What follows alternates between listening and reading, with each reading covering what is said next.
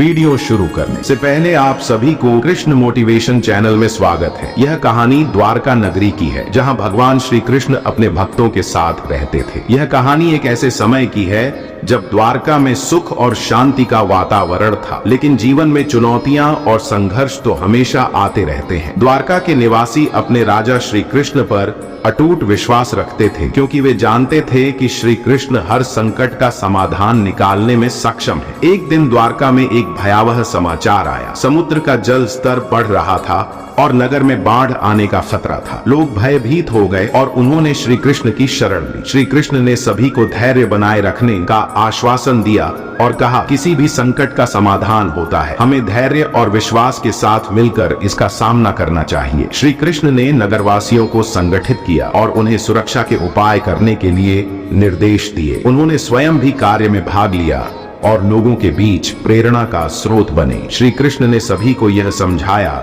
कि भय और निराशा से कुछ नहीं होगा, बल्कि हमें मिलकर समस्या का समाधान ढूंढना होगा। जब जल स्तर बढ़ता गया तो श्री कृष्ण ने एक योजना बनाई। उन्होंने नगरवासियों से कहा, हम समुद्र को नियंत्रित नहीं कर सकते, लेकिन हम उसके प्रवाह को दिशा दे सकते हैं। हमें मिलकर ऐसे बांध बनाने होंगे जो पानी को रोक सके और उसे सही दिशा में प्रवाहित कर सके। सभी ने श्री कृष्ण की योजना पर सहमति जताई और कार्य में जुट गए। श्री कृष्ण ने सभी को संगठित किया और कार्य का विभाजन किया। कुछ लोग मिट्टी और पत्थर इकट्ठा करने में लगे, कुछ लोग बांध बनाने में और कुछ लोग भोजन और जल की व्यवस्था में। श्री कृष्ण स्वयं भी कड़ी मेहनत कर रहे थे, जिससे लोगों में उत्साह और आत्मविश्वास बढ़ता गया। धीरे धीरे बांध का निर्माण पूरा हुआ और समुद्र का पानी नियंत्रित हो गया। नगरवासियों ने एक बड़ी आपदा से निपटने में सफलता प्राप्त की। सभी ने श्री कृष्ण की प्रशंसा की और उनके नेतृत्व की सराहना की। श्री कृष्ण ने सभी को धन्यवाद दिया और कहा, यह सफलता हमारी एकता